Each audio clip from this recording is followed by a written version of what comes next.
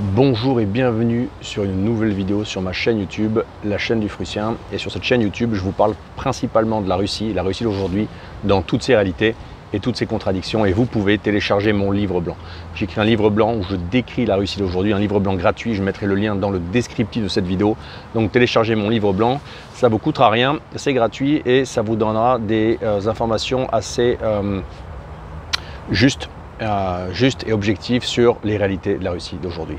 Et aujourd'hui, nous sommes le 24 août 2024, ça fait 911 jours que l'opération militaire spéciale a commencé, 911 jours que l'Occident collectif affronte la Russie dans l'ex-Ukraine, 900 jours que le monde russe est soumis à un conflit armé, 900 jours, 2 ans et demi, 30 mois que l'opération militaire spéciale a commencé. Et aujourd'hui, je voudrais faire une vidéo en fait pour vous parler, vous donner un petit peu mon ressenti, mon impression et comment moi je vois la situation après 2 ans et demi d'opération militaire spéciale russe en Ukraine. Alors tout d'abord, je crois que la première chose que je voudrais dire, puisque je suis comme beaucoup d'entre vous, j'imagine, je lis, j'écoute. Moi j'ai la chance d'être en Russie, donc de ne pas devoir subir les médias français, de ne pas devoir subir LCI, BFM, toutes ces conneries.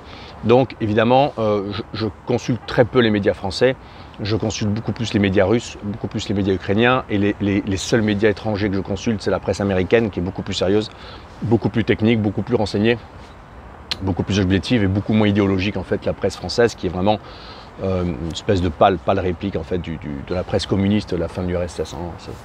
Donc je consulte peu les médias français, des fois on m'envoie des fragments de vidéos, etc. Mais je m'intéresse peu à ce qui se dit parce que ça sert à rien en fait. Il ne se dit rien de juste, rien de bon, rien d'intéressant, rien d'intelligent. Mais quand même, il y a une chose que moi je constate, c'est que tout le monde s'est trompé en fait. Absolument tout le monde s'est trompé, tout le monde s'est trompé, tous les journalistes se sont trompés, tous les blogueurs se sont trompés, tous les analystes se sont trompés, les pros, les antis, tout le monde s'est trompé, tout le monde avait une espèce de a fait une projection sur des scénarios X, Y, Z, aucun ne s'est réalisé, tout ce qui s'est passé n'a pas été prévu, personne n'avait prévu les dimensions énormes, l'élasticité des choses, les surprises, les faiblesses inattendues, les résistances inattendues, les forces inattendues. Personne en fait n'avait vraisemblablement, objectivement, fait de scénarios cohérents et je vais essayer de revenir là-dessus un petit peu avec un peu de recul et de vous donner mon point de vue là-dessus. Donc la première chose, c'est que je pense que lorsque l'opération militaire spéciale a commencé, en fait, l'objectif des uns et des autres, de toutes les parties, c'était que ce soit court. L'uppercut russe du 24 février 2022, en fait, ça devait être un uppercut qui amène au chaos, qui emmène au chaos par les négociations imposées et que l'opération militaire spéciale devait être courte. Elle devait être courte. Et puis, on sait ce qui s'est passé. Le chaos n'a pas amené aux négociations signées. Les négociations n'ont pas pu avoir lieu. Et l'Occident collectif s'est dit non, on va mettre l'Ukraine en front, et on va se servir de l'Ukraine pour affaiblir et détruire la Russie. Et là encore, je pense que dans la tête des Occidentaux, l'objectif, c'est que ce soit un uppercut économique en fait.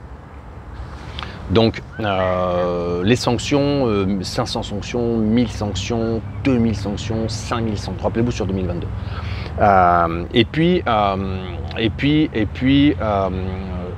Les sanctions devaient dans la tête des Occidentaux détruire l'économie russe, la mettre à genoux et donc couper toute capacité financière, logistique, économique de la Russie dans son opération militaire spéciale et elle aurait fait sans doute marche arrière, voire certains sans doute en Occident pensaient que ça allait entraîner l'effondrement du pouvoir, l'effondrement du poutinisme, etc. Donc là encore, je pense que de l'autre côté, tout le monde s'est trompé et c'est vrai que personne n'aurait pu prévoir la résilience en fait de l'économie russe. Personne n'aurait pu prévoir qu'au contraire les sanctions fassent autant de bien aussi rapidement à l'écononomie russe. C'était peu plausible, peu vraisemblable, mais c'est ce qui s'est passé.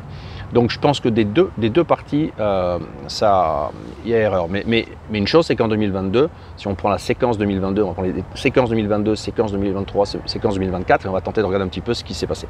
Séquence 2022, uppercut russe, sur les 3-4 premiers mois, échec des négociations, conflit militaire qui s'installe, implication violente, puissante, forte et rapide de l'Occident collectif dans le soutien aux militaires ukrainiens et à l'armée ukrainienne. Incroyable vague, tsunami d'engagés volontaires, de mercenaires, légions internationales, etc. Donc tout ça c'était prévu par les Russes, je pense, pas cette dimension-là. Ils n'ont pas pensé que ça allait être aussi énorme, aussi massif, aussi fort. Et donc rappelez-vous 2022, automne 2022, été-automne 2022, les mauvaises nouvelles. Le nord de l'ex-Ukraine, la région de Kharkov, et le sud de l'ex-Ukraine, donc la région de Kherson, lorsque les Russes ont dû repartir et repasser en fait à l'est du Dniepr.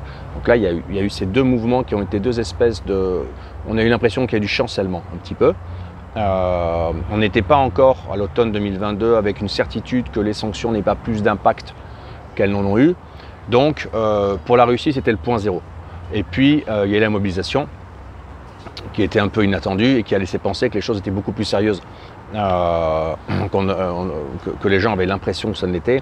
Et la mobilisation, en fait, elle a surtout permis, entre guillemets, directement, involontairement, mais permis de faire rentrer le conflit militaire dans tous les foyers russes, puisque la mobilisation, elle s'est étendue sur tout le territoire russe. Donc si au début, c'était quelque chose qui se passait loin là-bas, avec la mobilisation, c'est rentré dans chaque foyer russe. Donc, mai 2022, on va dire, année pénible pour la Russie, le lancement de l'opération militaire spéciale, pas de négociation, un crochet ukrainien, un uppercut ukrainien, etc. Bon, l'ours n'est pas tombé, bien sûr, mais bon, ambiance assez morose. L'économie, c'était incertain. On est quand même passé sur une récession plus de 2%. Alors, ça aurait pu être moins 10. Hein. 2%, ça s'avérait peu en fait. Le Covid a eu plus de conséquences sur l'économie que l'opération militaire spéciale, c'est incroyable. Mais voilà, donc 2022, année difficile. Et puis 2023, on a l'impression que les choses se sont peu à peu stabilisées pour la Russie, surtout sur la dimension économique. Et puis 2023, ça a été l'année de croissance, hein, plus de 3% de croissance en Russie. Ça a été l'année d'établissement du grand dispositif oblique et de contournement des sanctions qui s'est mis en place. Il s'est mis en place finalement super rapidement dans l'économie russe, dans beaucoup de pans de l'économie. C'est allé très rapidement, c'était assez surprenant de le vivre en fait, de voir à quel point ces sanctions étaient absorbées et comment elles glissaient en fait sur l'économie russe de façon assez lisse, sans créer de fissures, de trous, de conséquences irréparables. Donc en fait, 2023, c'est la deuxième séquence, hein, l'année 2, dans laquelle, au contraire, la Russie a complètement bien géré et complètement résisté et gagné, tout simplement gagné la guerre économique. C'est une victoire économique russe. 2023, une victoire économique russe sur l'Occident collectif. Et puis au niveau militaire, 2023 n'a pas signé la victoire de la Russie, mais elle a signé une défaite militaire ukrainienne, puisque les Ukrainiens ont lancé en 2023 leur immense contre-offensive, rappelez-vous, qui a duré 5 mois, 6 mois, sur le fin de printemps, l'été et le début de l'automne 2023, une immense contre-offensive, mais c'est un coup, hein. On m'a dit, je ne sais plus quel analyste français assez brillant, c'est que c'était une tentative, c'était un coup. Donc ça n'a pas marché. En fait, ça n'a pas marché. Il y a eu là pour le coup une défaite militaire ukrainienne parce qu'ils ont perdu énormément d'équipements, énormément d'hommes, que d'un point de vue moral, ils se sont aperçus que grande contre-offensive soutenue par l'Occident collectif n'a pas permis d'atteindre aucun des résultats, n'a pas permis de scinder les contingents territoriaux russes d'ex-Ukraine en différents blocs, et que donc les lignes Surovikin, les lignes de défense Surovikin se sont parfaitement fonctionné et ont permis en fait à la Russie d'infliger une énorme défaite. C'est pas la victoire totale, mais c'est une grande bataille de gagner pour la Russie, c'est d'avoir absorbé sur 2023 les sanctions et d'avoir absorbé sur 2023 l'offensive militaire ukrainienne soutenue par l'Occident collectif. Donc là, on peut imaginer, on peut revoir le tableau et complètement se dire que là, c'était vraiment 2023, les choses sont inversées et pour la Russie, ça allait beaucoup mieux. Et là, nous sommes dans la troisième séquence, l'année 3, l'année 2024, nous sommes au milieu de cette séquence, cette troisième séquence, au milieu de l'année 2024 donc. Et là, on s'aperçoit que du point de vue économique, ça va de mieux en mieux pour la Russie. C'est-à-dire qu'il y a encore plus de croissance économique. On est à 5% de croissance sur les 5 premiers mois de l'année, donc on a dépassé la Chine quasiment. Donc il y a vraiment un effet économique incroyable, c'est que la hausse des dépenses militaires, qui sont passées de 3 à 6% du PIB de la Fédération de Russie, en fait, il y a eu un effet démultiplicateur qui fait que globalement, énormément de pans de l'économie ont été concernés directement, indirectement, la sous-traitance, la production de matières premières, etc., par cette impulsion de hausse des dépenses étatiques dans ce segment, dans ce segment de l'économie qui est la défense. Donc il y a eu un effet hausse, il y a eu beaucoup de hausse d'emploi, on a un chômage quasiment zéro, on est plutôt sur une économie en surchauffe qui manque de personnel. Et les gens gagnent beaucoup plus d'argent. Donc il y a quand même beaucoup de pans de la population qui ont vu des hausses de salaire de 15, 20, 30, 35%. Il y a plus de 500 000 emplois qui ont été créés par le ministère de la Défense. Donc il y a vraiment une situation économique de tension maximale et dans laquelle il y a du travail et de l'argent. Les restaurants sont pleins, le commerce en ligne explose, l'économie montre beaucoup en fait de signes de très bon fonctionnement. Donc là, on va dire que la victoire économique de contournement des sanctions sur 2024, elle est confirmée, elle est accélérée. Et du point de vue économique, c'est important. Et du point de vue militaire, là, il y a vraiment quelque chose qui se passe, puisque là, deux événements qui semblent complètement contradictoires, les contradictions russes. La première, c'est qu'il y a une très forte avancée depuis le printemps des forces russes dans le Donbass. Donc l'armée russe progresse. Lentement certes, mais peut-être pas si lentement que ça. Et surtout, elle progresse de plus en plus rapidement. Donc on a l'impression quand même que la ligne de défense ukrainienne, puisque maintenant on est passé en 2023, c'était l'offensive ukrainienne et la ligne de défense russe, et 2024 c'est l'offensive russe et la ligne de défense ukrainienne. On a l'impression que la ligne de défense ukrainienne est beaucoup moins fonctionnelle que ne l'était la ligne Surovikin, la ligne de défense russe, et que globalement c'est quand même en train de se fragmenter dans plusieurs endroits, et qu'il y a des nœuds logistiques qui vont sans doute d'ici les prochains mois de tomber, et que ça va être encore plus difficile d'un point de vue logistique pour l'armée ukrainienne, sans doute de préserver un front aussi long et de pouvoir ralentir l'armée russe. Donc globalement, on a l'impression que les choses là aussi sont en train de s'inverser.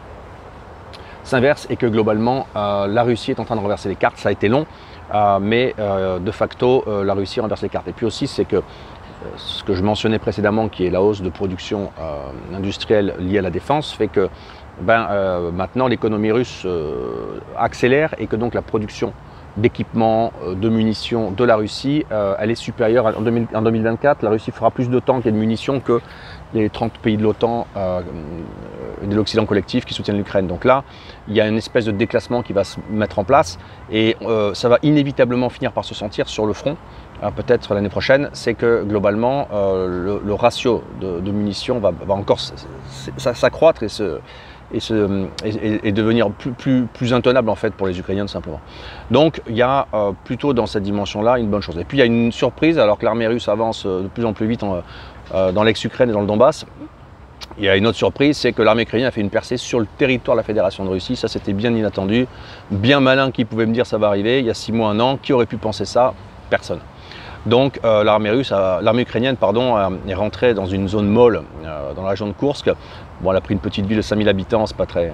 C'est stratégiquement nul, mais c'est une percée de TikTok parce qu'elle est bien marketingée. Donc ils sont rentrés à 15 000 hommes et ils occupent peut-être 1000 km² dans cette zone. C'est des forêts, des bois, il y a quelques villages. Ils ont fait des prisonniers civils et militaires. Les troupes russes sont redéployées et donc sont en train en fait d'essayer de réduire la poche qui va arriver dans les semaines qui viennent. C'est la 3e semaine maintenant, je crois que c'est 3 semaines que l'armée ukrainienne est rentrée dans le sud de la Russie. Donc je pense que la stratégie ukrainienne, puisqu'il n'y a aucune valeur stratégique à occuper des forêts dans le sud de la Russie, je pense que la stratégie ukrainienne c'est de faire tenter de porter des coups au moral des Russes et des coups au moral de la population russe. Et c'est vrai que du coup tous les gens qui habitent dans la frontière sud du pays et la frontière avec l'Ukraine, donc les gens qui sont sur le territoire de Bryansk, de Belgorod, de Kursk, etc., ils peuvent se dire, eh là là, si demain c'est nous les suivants, s'il y a encore 15 000 hommes qui rentrent là, on va être fait prisonniers, enlevés, notre maison va être détruite, etc. Les Russes ont quand même déplacé près de 130 000 personnes, 140 000, donc c'est pas rien, hein. C'est colossal. Mais voilà, les autorités russes continuent ce qu'elles font depuis le début, c'est qu'elles font preuve de beaucoup de patience. Et c'est vrai que l'Ukraine, en faisant ça, peut se targuer de faire une action inattendue et peut-être de tenter de rassurer des sponsors occidentaux qui doivent commencer à se poser des questions, qui doivent commencer à faire les comptes et qui doivent commencer à bien se demander comment est-ce qu'on va sortir de tout ça. Et justement, là encore, personne n'avait rien prévu, personne n'aurait pu imaginer ça. Et je pense que dans le camp, on va dire, des russophiles, dans le camp pro-russe, dans la droitosphère française, une espèce de tendance en permanence à l'envolée lyrique et à l'idéalisation et à penser que tout est sous contrôle, que tout va bien. Les choses sont sans doute beaucoup plus complexes que certaines personnes semblent le laisser entendre. Les choses sont plus complexes parce qu'elles sont d'une dimension incroyable, parce qu'il y a énormément de facteurs indirects qui entrent en compte et qui ont une influence directe ou indirecte. Et donc il est très difficile de prévoir ce qui va se passer. Très difficile de prévoir ce qui va se passer. Donc moi, qu'est-ce que je pense, qu'est-ce que je vois? Et je ne suis pas analyste militaire, bien sûr, donc je le vois uniquement d'un point de vue, on va dire, statistique. D'un point de vue statistique, d'un point de vue démographique. La chose, c'est que les chiffres des pertes sont cachés du côté ukrainien et discrètes du côté russe, mais du côté russe, on y voit un peu plus clair. Ce qui est certain, c'est que la population de l'Ukraine aujourd'hui, elle a beaucoup diminué. Ce qui est certain, c'est que les bons soldats sont déjà en Ukraine, sont déjà sur le front, voire morts, voire blessés. Ce qui est certain, c'est que des vagues de mobilisation à venir, avec des gens qui ont peur d'y aller, qui ne sont pas motivés, qui manquent de courage, l'armée ukrainienne, l'Ukraine ne fera pas une bonne armée avec ces gens-là. Donc globalement, côté russe, les gens s'engagent volontairement. Donc ils y vont pour l'idéologie, pour l'argent, pour un tas de raisons, mais c'est un engagement volontaire. En Ukraine, l'engagement majoritaire, il est par une mobilisation musclée, forcée, on kidnappe les gens, on les force à s'engager, on leur dit allez vous battre. Et donc, de facto, ça va entraîner à un moment un léger déclassement, parce que le contingent en fait de Russes qui sont sur le territoire de l'opération militaire spéciale, 600-700 000 personnes si on croit Poutine, ben, en fait avec la hausse des salaires pour embaucher des volontaires et avec le système de rotation qui est en place des contrats d'un an, ben, ce contingent il peut être maintenu, il peut être augmenté, en taille. En Ukraine c'est compliqué parce qu'augmenter le contingent va demander de déployer des efforts logistiques énormes. Il y a plus de morts, la situation se dégrade, donc elle n'est pas motivante, les gens sont moins motivés, donc forcément, là je pense qu'on va sur une dynamique dans les prochains mois, dans les prochaines années, où globalement les tendances vont s'accentuer, et ce qui va s'accentuer, c'est que sans doute que la Russie va continuer à avancer et de plus en plus vite, notamment dans le Donbass, et que par conséquent, plausiblement, on peut arriver à mon avis, dans les mois qui viennent, peut-être l'année qui vient, peut-être dans 18 mois, je ne sais pas, au fait que l'armée ukrainienne sorte du Donbass, aille se mettre à l'extérieur du Donbass, et là on sera dans une nouvelle configuration. On sera dans une nouvelle configuration parce qu'on ne sait pas du tout à ce moment-là quelles seront les réactions des Occidentaux et quelle sera la réaction des Russes.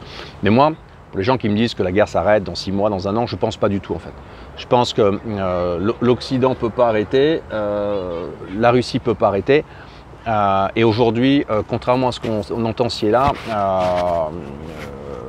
chez on va dire les Z-optimistes, les optimistes, on va les appeler, les ressources ukrainiennes ne sont pas du tout à l'arrêt, ne sont pas du tout à zéro. Ils ont encore des centaines de milliers d'hommes pour potentiellement se battre. Certes, j'en ai parlé à l'instant, il y a des gens moins motivés, mais enfin, on n'est pas à zéro. Et la ressource humaine ukrainienne, si on prend des chiffres qui sont des chiffres à peu près pondérés, qui laissent penser, les chiffres du ministère des Armées russes tout simplement, qui laissent penser qu'il y a peut-être eu 200 000 morts, 215 000 morts, 250 000 morts, peut-être qu'il y en a un peu moins, et donc on est loin des demi-millions qu'on lit ici et là. Plausiblement, il y a encore une armée qui tient la route, il y a des volontaires, il y a un appui logistique à mon avis occidental qui est de plus en plus fort de sociétés privées, de mercenaires, etc. Et par conséquent, la structure militaire ukrainienne, elle n'est absolument pas actuellement détruite, la démilitarisation n'est pas terminée. Donc la ressource qui reste, elle peut encore maintenir à mon avis une densité de confrontation assez importante. Et je pense que les opérations militaires de confrontation ne vont pas s'arrêter, elles vont durer encore 2 ans, peut-être 1 an, 2 ans, 3 ans, sans doute, jusqu'à arriver à l'attrition. Parce que du côté russe, aujourd'hui, c'est une guerre de durée d'attrition du capital humain militaire ukrainien. C'est une guerre d'attrition économique avec l'Occident pour que la démilitarisation, en fait, maintenant, elle ne concerne plus que l'Ukraine, mais concerne les pays occidentaux qui n'ont plus de matériel et qui ne produisent pas. Donc, c'est une guerre de durée. Et pour les Occidentaux et pour l'Occident collectif, il y a un problème, parce que la seule guerre d'attrition qu'ils pouvaient mener, c'était l'attrition économique. Et ça échoue. C'est-à-dire que l'économie russe s'est réajustée et les sanctions ont échoué et sont contournées. Donc l'uppercut économique ne peut plus arriver. Alors maintenant, il resterait quoi comme solution? Il resterait la solution d'avoir un uppercut militaire. Ça voudrait dire d'augmenter considérablement le soutien militaire à l'Ukraine, d'augmenter considérablement l'intensité des opérations, et ça veut dire donc se diriger vers une guerre de plus haute intensité. Ça me semble être un scénario très peu probable. Très peu probable parce que c'est les Russes qui ont la maîtrise et le contrôle des armes hypersoniques, c'est les Russes qui ont beaucoup d'équipements pour une guerre, pour des frappes de haute intensité, etc. Donc je ne vois pas du tout l'Europe se lancer dans une guerre militaire avec la Russie. L'Europe exsangue. Et les Russes, eux, ils jouent aussi sur le fait que sur la durée, ils envisagent que l'économie européenne soit de plus en plus en mauvais état et de plus en plus de problèmes, et que donc les dépenses militaires qu'implique le soutien à l'Ukraine, en fait, soient de plus en plus au second rang. Donc chacun joue un peu la durée. En tout cas, la Russie maintenant peut jouer la durée. Elle a du capital humain disponible, elle a les ressources financières et logistiques pour que ce capital humain puisse participer aux opérations militaires spéciales, à l'opération militaire spéciale, et puisse être payé. Et en Ukraine, le temps compte. Le temps compte parce que chaque mois qui passe, l'Ukraine perd du territoire, perd des hommes, et les Occidentaux, eux, n'ont pas les reins assez solides sur le point de vue militaire, financier, économique, pour que ça dure non plus 10 ans. Donc je pense qu'on peut rapidement arriver à une situation où les Occidentaux vont devoir accepter ou proposer en quelque sorte un plan de paix qu'ils tourneront comme une victoire militaire ukrainienne, et que les Russes tourneront comme une victoire militaire russe. Je pense qu'on peut se diriger vers ça. Je ne suis pas sûr que Trump soit un game changer du tout. Le plan Trump, c'est on arrête les hostilités sur la frontière du jour J, et derrière, on en reste là. Pas idéal pour les Russes, puisqu'il y a 4 nouveaux territoires qui sont désormais des sujets de la Fédération de Russie et qui ne sont pas sous contrôle politique, militaire, territorial des autorités russes. Voilà. Donc globalement, et puis aussi autre chose, un troisième point peut-être, c'est que la Russie a fait une victoire sur un autre sujet qui est la victoire diplomatique. Victoire diplomatique puisque la diplomatie russe, j'en ai déjà parlé dans une précédente vidéo, les victoires de la Russie en Ukraine, fait que désormais les BRICS grossissent. Tout le monde est du côté russe quasiment. Il y a uniquement l'Occident collectif qui est enroulé entre lui-même et qui soutient l'Ukraine. Mais dans le monde entier, que ce soit en Asie du Sud, que ce soit en Asie du Nord, même si c'est de façon discrète, que ce soit les BRICS, que ce soit la Chine, que ce soit l'Inde, que ce soit le Vietnam, que ce soit l'Indonésie, que ce soit la Turquie, l'Azerbaïdjan, tout le monde soutient la Russie. Tout le monde est du côté russe. Donc il y a une victoire absolument totale diplomatique russe. Et là, il y a vraiment une défaite diplomatique ukrainienne, c'est-à-dire qu'en fait, Zelensky n'est soutenu que par Macron, Biden, Kamala Harris et le gros Scholz transpirant qui s'est fait exploser ses pipelines et qui dit rien. Mais hormis ça, même Vučić, même Orban en Europe ne le soutiennent pas, donc il n'a plus beaucoup de soutien. Et ces jours en tant que président de l'Ukraine, sans être élu et qui fait la guerre à la Russie, à mon avis, ils sont comptés et il n'y a pas beaucoup de sponsors. Mais malgré tout, je pense que ça ne va pas s'arrêter dans les semaines qui viennent, ni dans les mois qui viennent. Je pense que ça va encore durer un an et demi. Plus vite la Russie gagnera du terrain et avancera, et plus vite les Occidentaux vont devoir se contraindre à arrêter l'avancée russe, parce que plus ça va durer et plus la Russie va avancer, et plus à la sortie de tout ça, on va s'apercevoir que c'est une grande victoire russe. Et je pense que maintenant, pour les Occidentaux, l'objectif c'est une victoire russe à minima, que eux pourront, dans le narratif mensonger qui est le leur, que l'empire du mensonge pourra qualifier comme une victoire ukrainienne. Voilà. Et pour les Russes, plus ça dure, plus affaibliront l'Occident, plus avanceront, et plus ils pourront parfaitement qualifier cette victoire comme une victoire à maxima. Voilà, 24 août 2024, 30 mois d'opération militaire spéciale, 2 ans et demi. C'était mon analyse de la situation. J'espère que cette vidéo vous a intéressé. Suivez-moi sur YouTube, likez cette vidéo, mettez le pouce, partagez ma chaîne, suivez-moi sur Telegram, téléchargez mon livre blanc gratuit sur la Russie. Et moi, je vous dis à très bientôt pour une nouvelle vidéo sur la chaîne du Prussien.